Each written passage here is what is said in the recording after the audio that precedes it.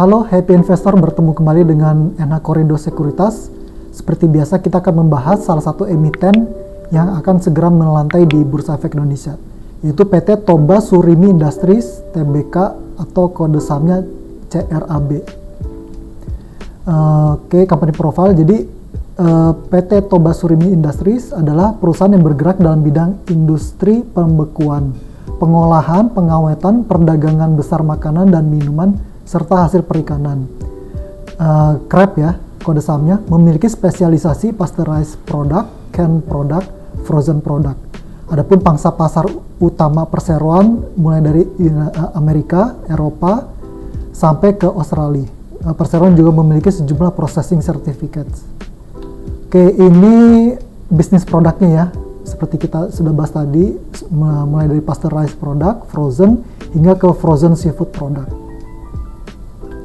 Oke, untuk struktur IPO menawarkan sebanyak 390 juta lembar saham dengan presentasi IPO 20% dari modal ditempatkan dan disetor penuh. Nilai nominal Rp50 per lembar, indikasi harga penawaran mulai dari Rp100 hingga Rp150 per lembar. Dari situ kita bisa dapat nilai IPO maksimal senilai Rp58.500 miliar. Adapun penjamin emisi adalah PT KGI Sekuritas Indonesia. Berikut terlampir struktur permodalan sebelum dan sesudah IPO. Untuk jadwal itu masa penawaran awal pada 20-25 Juli, efektifnya 29 Juli, masa penawaran umum 2-8 Agustus, penjatahan 9 Agustus, distribusi saham pada 9 Agustus, kemudian diakhiri pada pencatatan pada Bursa Efek Indonesia pada tanggal 10 Agustus 2022.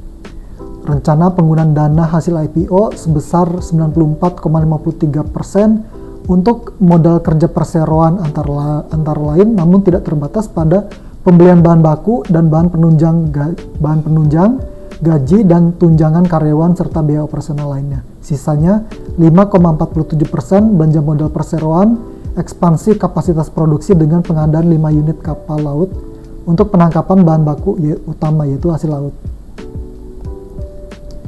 Oke, keunggulan kompetitif, memiliki diversifikasi produk, dikenal pihak pembeli di luar negeri, memiliki hubungan baik dengan pihak pembeli maupun pihak pemasok.